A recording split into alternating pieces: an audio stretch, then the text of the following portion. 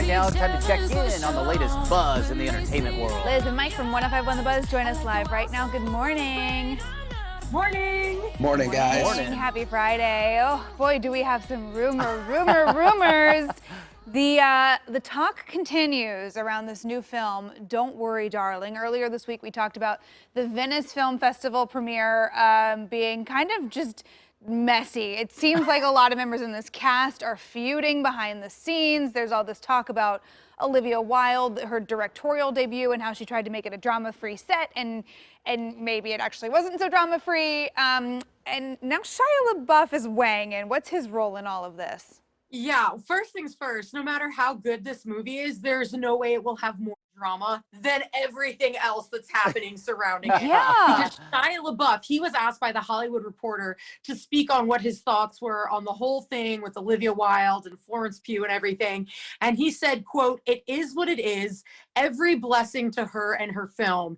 And then he left it at that. And usually Shia LaBeouf isn't the one to kind of come off looking the classiest, you know, in like a drama or like an issue happening. Yeah. So that's surprising because Olivia Wilde has actually spoken out now because she originally said that she fired Shia LaBeouf. Then the video came out where she was asking him to come back to set, and it kind of proved that he might have quit instead of been fired.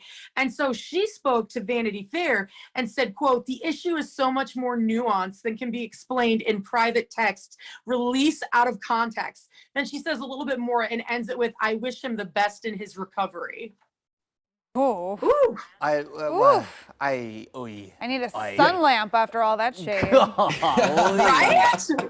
Right? Like goodness. they should make a movie out of this. This is what I want to see. I need more of this. This is like every variation of the Southern Bless Her Heart that I've ever seen. Exactly. I can't wait for the Netflix documentary to come out behind the scenes and in the making of Don't Worry, Darling. That's probably going to be more successful than the actual movie based on the reviews I've seen so far. Man. What are we? Okay, we should figure this out now. What is the name of this documentary? It's got to be something. Worry, Darling. Yeah, Worry, exactly. That's what I thought. It should have been Worry, Darlings. Darling, or something like that. Yeah, that's brutal. I don't know. I mean, I thought the movie looked interesting, but yeah, it's unfortunate to see how much all of this back and forth has really overshadowed it. And it makes you wonder, you know, this is Olivia Wilde's directorial debut, and you kind of have to wonder, like, is this going to affect future opportunities for her as a director and a producer? Just to you know, if I'm watching this as another studio, like, oof, this is a lot of mess. I don't know if I want to deal with that. Or maybe they're thinking, well, she is kind of messy. She gets a lot of free publicity because I can't stop talking about this. My whole TikTok news feed is full of this. So everybody's buzzing. And I feel like even though I've heard that the movie's terrible, I now want to see it more, knowing that it may in fact be terrible, than I wanted to see it when it was going to be some Oscar-worthy film. Right. I want to see the trash. Well, I was wondering, I was going to ask, like, about the movie. Like, is it supposed to be good? And it's supposed to be. Yeah. No, there's been nothing but terrible reviews, but the one shining light in this whole thing is Harry Styles.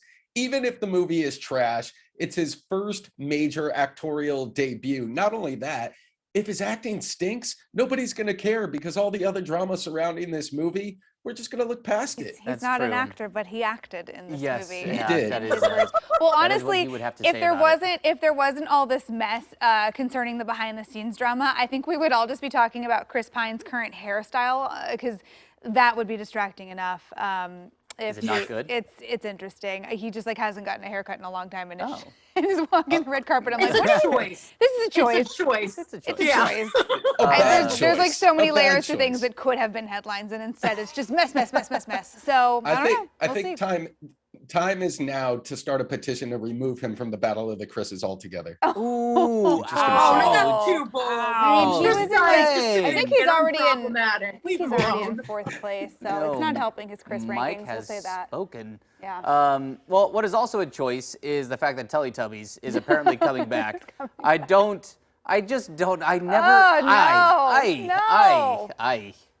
They're getting the reboot. So Netflix has announced on November 14th, we have a new version of Teletubbies. It's the same four puppets that we know and love. Tinky Winky, Dipsy, Lala, and Po. Do we love them? We know them. We know them, but do we love them? You know, they have Titus Burgess as the narrator, and I use his GIFs a lot because I'm also very dramatic, so I feel like I relate to him. And if he can bring the drama to the Teletubbies, it could really elevate it. And I'm on the cusp of too old for Teletubbies, but it was relevant when I was a child. Yeah. And I always wanted the purple one, not because of the whole purse thing, but look at his head with the little triangle. I always just wanted to grab him and run. I just have this overwhelming urge. Oh, yeah, I my mean, gosh. this came out when I was a little too old for it, but like my younger brother and my younger cousins were big into Teletubbies. I vividly remember being at like a family get together and having to put Teletubbies on for my younger cousins and watching this and just being like, what is happening right now? That's terrifying. I mean, Teletubbies was never big in our house. I actually don't know if it was ever put on, but it was just like, I don't know. That's one of those, I don't get it. But like, who am I to judge? We grew up with Sesame Street. That's also weird. Like, it's no. Do not put Sesame Street in the same category. Time out. Hang on. Time out. It's iconic. I'm not saying we watched it, but like, also think about like Barney. It's a purple dinosaur. We watched it. We just accepted it. Teletubbies is just a different generation's Teletubbies. Teletubbies. Because Sesame Street is about elevating education for inner city kids. Like that was its purpose. No, Sesame Street like teaches you things and you learn, and their Muppets they're supposed like to teach you interact. The Muppets, I'm sorry, the Teletubbies have like these frozen faces and eyes creepy. that just stare into your soul. I don't like them. I don't even think they speak words. If you Google this, and it's also on TikTok, there's a behind the scenes. Those puppets were actually like people inside of them, and they're like 8 feet tall. They're ginormous. It's not like little puppets. The Teletubbies, right? I feel like they should have their own planet in Star Wars. Oh my like God. Everything I read about these animals, creatures, things make them scarier to me.